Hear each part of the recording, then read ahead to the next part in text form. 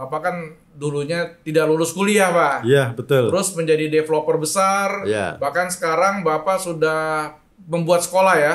Iya. Sekolah developer Indonesia ya. Iya. Bisa diceritakan dari awal nih bagaimana Bapak bisa memulai di dunia properti padahal Bapak tidak punya background di properti.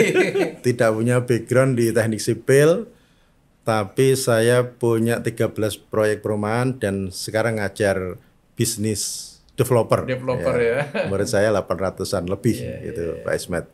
Jadi awal mulanya itu adalah saya keluar dari zona nyaman. Jadi kilas balik tahun 97-98 tuh krisis moneter, saya dulu ikut kakak saya.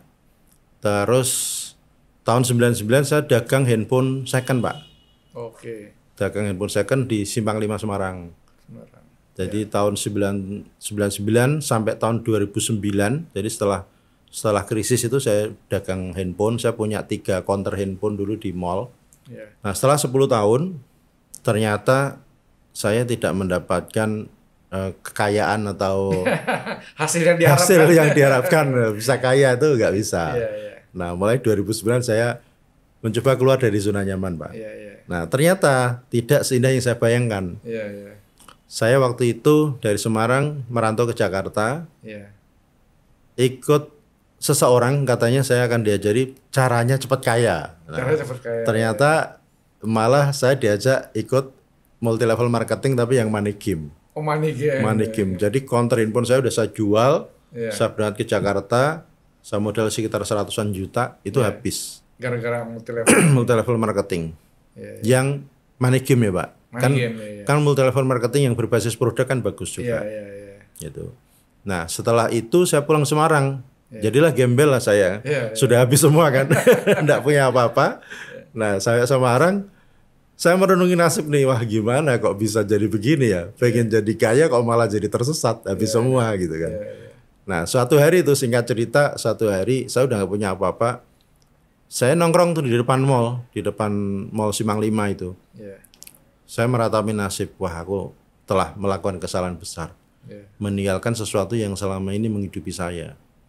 Nah di tengah kebengongan saya itulah, saya ketemu temen. Mas lagi apa? Nggak lagi apa-apa. Ikut seminar yuk. Seminar apa? Pusing lagi. Waduh seminar. Bayarnya berapa? 100.000. Wah saya nggak punya duit. Seminar apa dulu nih? Seminar properti. Wah menarik juga ya. Tapi saya nggak punya duit. Lah nggak apa-apa, ikut aja nanti tak bayarin saya. Nah ternyata begitu masuk, ternyata itu namanya seminar preview, Pak. Jadi belum yang kelas. Preview kan belum kelas kan. Biasanya kalau bikin kelas itu kan ada preview dulu. Preview dulu. Terus nanti diajak ke kelas kayak gitu. Nah ternyata gratis. Nah dari seminar itu, waktu itu saya ingat pembicaranya itu Pak Juartanto. Bagaimana mengajarkan namanya property cash machine, bagaimana beli properti tanpa uang. Nah itu awalnya saya nggak percaya, apa iya beli properti kok tanpa uang kan gitu kan. Ternyata diajarkan strateginya. Nah dulu saya menjalankan namanya flipper properti, Pak. Flipper properti itu kita beli properti terus kita jual kembali. Nah beli jual kembali. Nah salah satu teknisnya tuh Pak, mungkin bisa tak sharing sedikit ya Pak ya.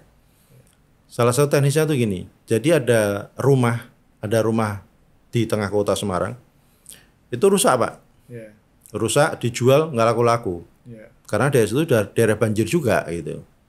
Nah mintanya itu waktu itu 400 juta, saya tawar 250 juta, karena diajarin sama Pak Jo dulu, tawar aja, karena nawar tuh nggak pakai uang gitu. Nah akhirnya saya tawar tuh Pak 250. Padahal nggak punya duit tuh ya? Nggak punya duit, sebesar pun nggak punya duit. Karena otomatis nggak dikasih kan Pak. Wong harga 400 kok ditawar 250 juta gitu loh. Nggak dikasih. Nah nggak dikasih, biarin aja, tenang aja. Memang jurusnya begitu. Nah 3 bulan kemudian saya ditelepon. Mas Ali gimana, mau serius lanjut nggak tanah saya? Lah katanya kemarin udah ada yang nawar 350 juta Bu. Ya, tapi ini orangnya nggak serius. Kalau Pak Ali serius kita lanjut. Nah harganya berapa Bu? Ya, kalau bisa 300 juta. Waduh, uang saya udah kepake Bu, saya bilang. Padahal sebenarnya nggak punya duit. Ya. Di situ ada triknya tadi itu ya. mungkin kalau lihat dari sisi negatif adalah kebohongan, ya kalau lihat posisi positif adalah strategi kan gitu. Akhirnya kita closing di 270 juta. Nah, setelah deal 270 juta, kan tanah itu milik orang tua, masih butuh namanya proses balik nama waris. Waktunya 3 bulan. Nah, saya bilang, Bu, balik nama waris dulu, nanti baru saya bayar. Nah, dia kan mengurus namanya surat keterangan waris dan sebagainya. Nah, disitulah saya ada namanya buying time, Pak. Ada waktu untuk ada waktu jeda itu. Nah, ada waktu jeda itu. Saya cari tawarin tuh teman-teman. Bro, aku punya lokasi bagus nih di tengah kota. 300 juta. 300 harganya cuma 300 juta saya bilang. Belinya kan 270 kan? Iya, 270. 270 gitu. Nah, terus dia udah netnya berapa aja. Akhirnya karena ini apa istilahnya success story yang pertama kan saya bilang, jujur aja saya dapatnya 270. You ngasih berapa lah ke saya. Akhirnya saya ditambahin 12 juta, Pak. Saya thank you banget kan. Kita nggak pakai modal dapat 12 juta. Ya udah, terus oke, deal deh. Nah, tapi nanti ini rumahnya bongkarannya buat saya. Nah, bongkarnya saya jual aku 3 juta, Pak. Jadi total dapat 15 juta pertama itu. Nah, dari situ 15 juta ya. 15 juta pertama tanpa keluar duit. Nah, dari situ saya berani lagi. Oh, ternyata begini cara main properti gitu kan. Nggak harus pakai duit, ternyata barang yang mahal tuh jualannya nggak gampang kan gitu. Welcome to SOS Podcast. Tempat orang-orang hebat bicara.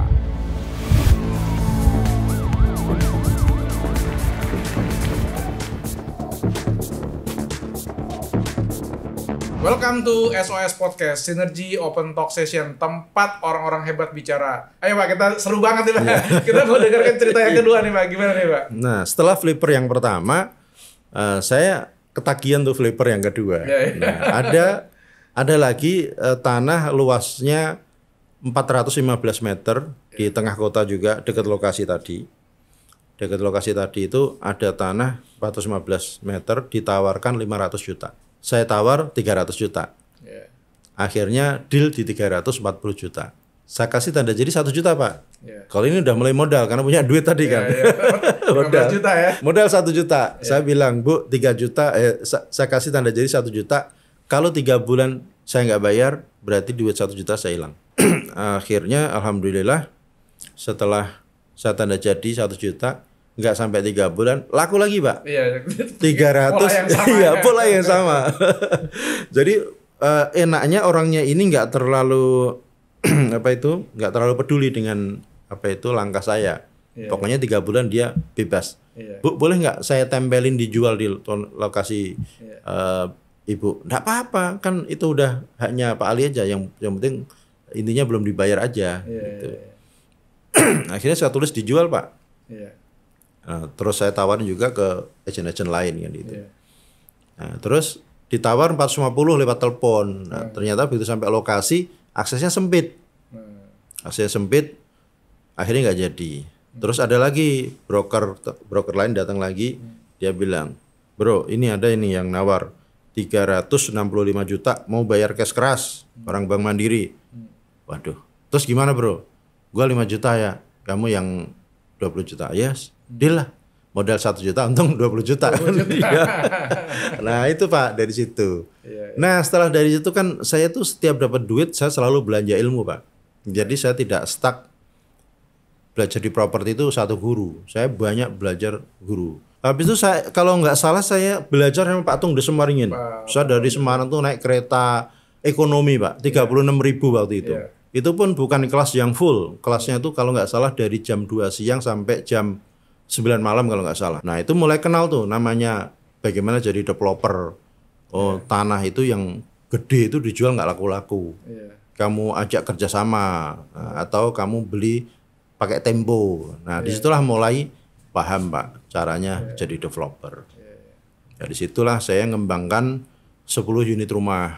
Nah ternyata perjalanan waktu tadi karena tadi saya kan belajar mungkin belum sampai ke intinya bagaimana bikin perjanjian dengan pemilik tanah, bagaimana form penjualan, bagaimana cara bangun yang bagus. Nah ilmunya kurang Pak. Perjalanan saya bikin 3 unit, 5 unit, 10 unit.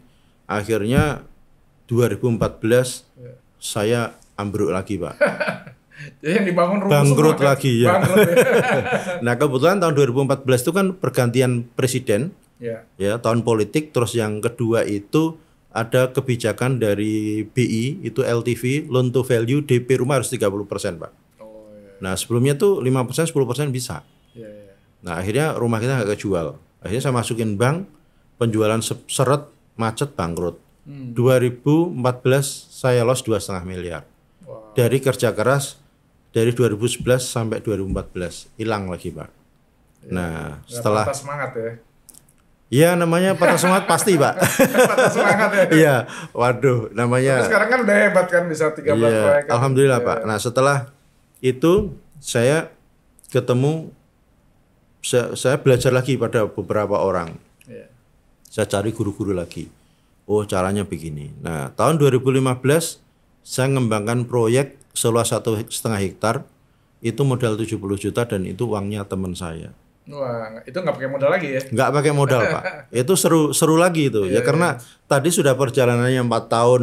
Bagaimana saya mengakuisisi properti tanpa modal, tanpa uang, flipper dan sebagainya. Nah, saya mulai lebih optimis.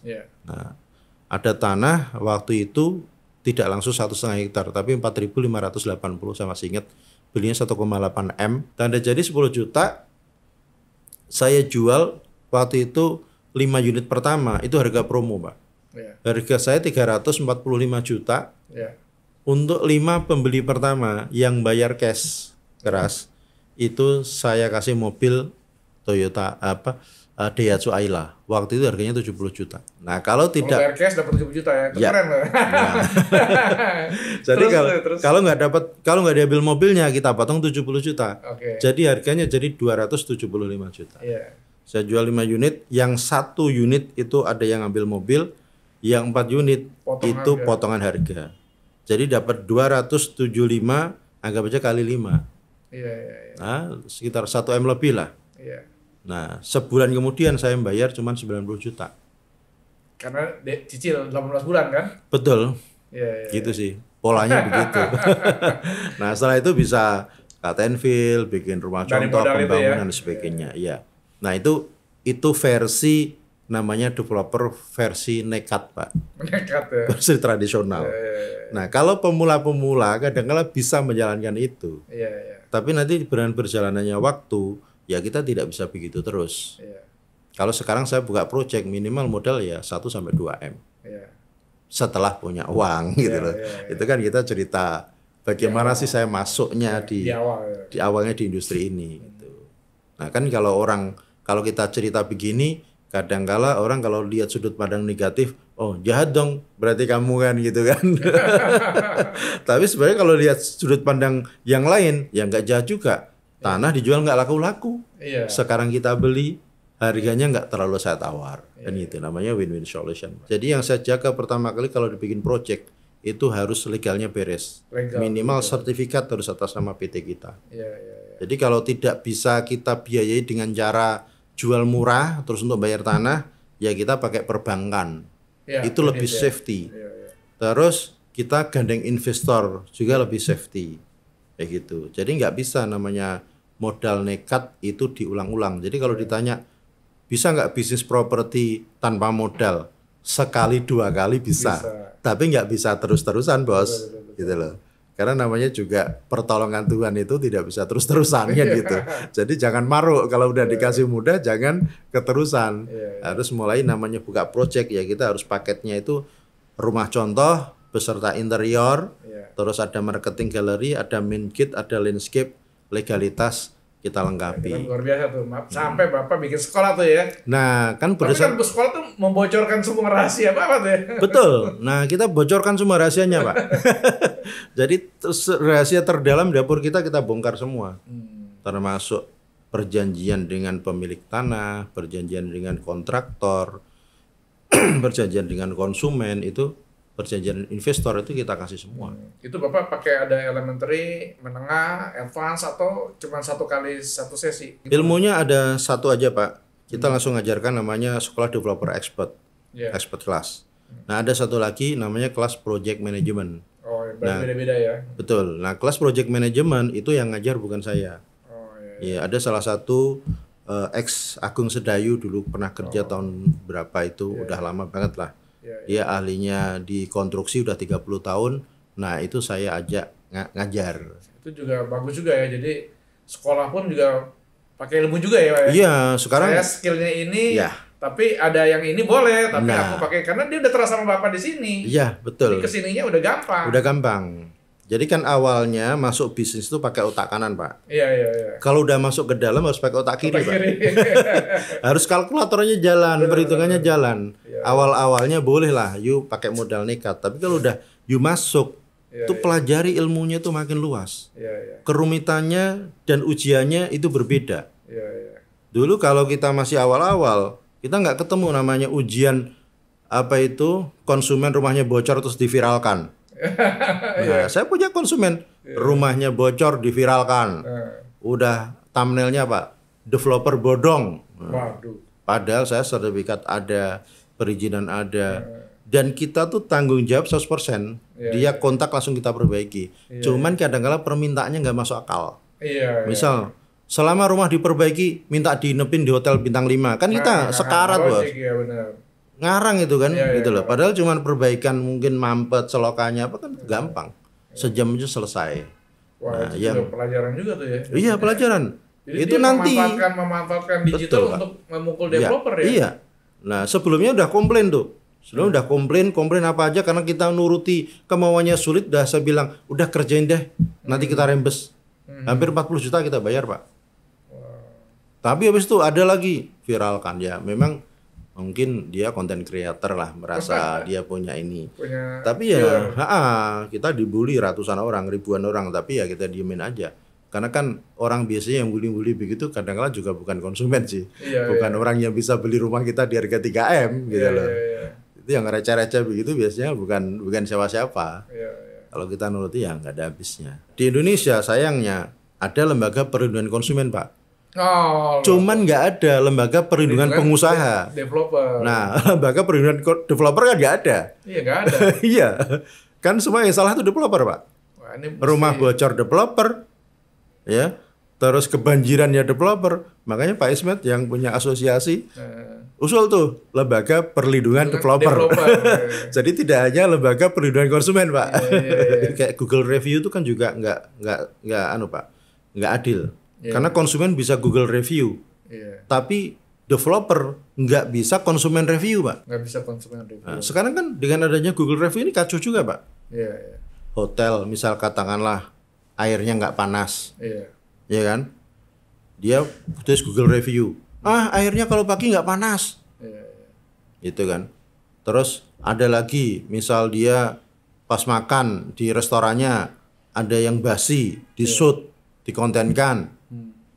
Ya, terus atau ditaruh di Google review, hotel bisa jadi sepi, Pak.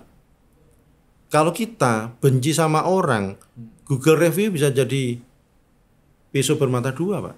Iya, betul. Justru ada satu platform yang menurut saya bagus, namanya Airbnb, Pak.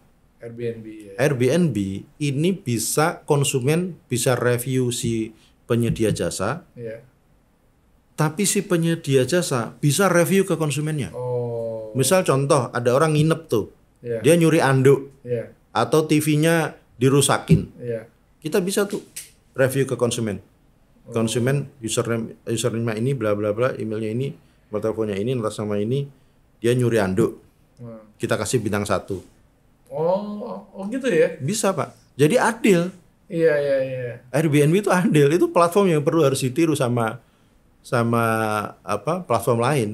Oke Pak, Pak Ali bisa sampaikan satu closing statement Pak ya. Bagi teman-teman anak muda milenial maupun Gen Z, jangan tunda beli rumah ya, karena luas bumi itu hanya 510 juta dan itu tidak pernah mengembang, tidak pernah meluas. Jadi 510 juta kilometer itu tidak pernah bertambah Pak. Dan tentunya teman-teman milenial dan Gen Z kan suatu hari juga akan menikah dan punya anak. Nah itu harus dipikirkan supaya tidak hanya kita tapi keturunan jangka panjangnya juga harus punya rumah. Itu. Dan ketika orang berdasarkan survei Pak, orang yang usia 65 tahun ya, berdasarkan usia di atas 60 tahun lah, itu berdasarkan survei itu hanya 3% yang kaya raya Pak. Jadi 54% itu meninggal dalam keadaan miskin, 36% itu meninggal bukan miskin ya, 5% itu masih bekerja, yang 2% financial secure dan 3% yang 3% itu dia financial secure, yang 2% dia kaya raya. Karena dia investasi sejak dini Pak. Betul. Karena di Amerika juga disurvei orang yang usianya di atas 60 tahun yang sudah pensiun, itu disurvei ada yang punya kekayaan di atas 1 juta US, ada yang tidak punya apa-apa. Dan ketika ditanya, loh temanmu tidak punya apa-apa, kamu kok punya 15 miliar atau 1 juta US? Ternyata karena dia dulu menabung sejak usia 20 tahun, itu menabung cuma 100 US dollar Pak. Sekitar 1.500.000 selama 40 tahun dengan compound interest 8% Pak. Dengan margin 8% itu bisa jadi 15M Pak. 15M. Makanya kalau investasi yang tepat apa? Ya, properti satu-satunya yang menurut saya paling aman dibandingkan investasi yang lain. Baik saham, baik kripto, menurut saya paling bagus. Karena ada asetnya. Karena asetnya ada underlying-nya. Ya, saya sudah merasakan sendiri Pak. Saya tahun 2016, saya habis kolaps itu, saya bangkit lagi 2015. Saya udah bisa beli tanah cash Pak. 1,3 miliar, 5.600 meter di Jawa Barat. 2016 saya kembangkan Pak. Jual rumah harga 250 juta, nggak laku Pak. Tanahnya saya biarin karena saya mengerjakan proyek-proyek lain kan. Sampai lupa dibuat buang tempat sampah Pak. Tahun 2023 Pak, baru saya tengok. Saya appraisal Pak, 18M Pak. Itu sampai anak teman-teman milenial dan Gen Z kalau nggak mau investasi properti sejak sini, maka jangan sampai masa tuanya nanti nyesel. Gitu sih Pak. Oke, terima kasih Pak Ali Sabrani. Sama-sama Pak. Untuk waktunya dan insight, semoga tambah sukses Pak. Amin Pak. Pak Ali, terima kasih sudah datang ke acara SOS Podcast. Ini ada souvenir kenang-kenangan dari sponsor kita dari Fortress Pak.